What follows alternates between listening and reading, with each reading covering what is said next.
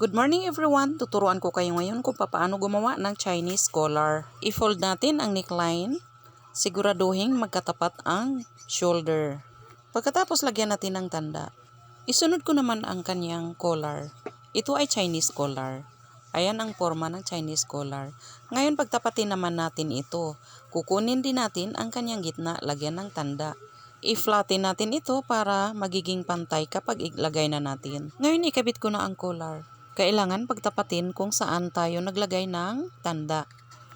Inuna ko ang gitna ng neckline, pagkatapos ay yung magkabilang dulo. Napaka-importante talaga itong magkatapat para hindi mahirapan kapag nag-close na ang collar. Then ikabit ko na guys.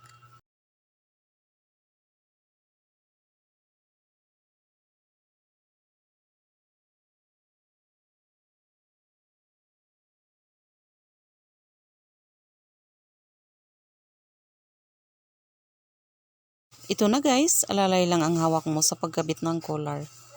Thank you for watching.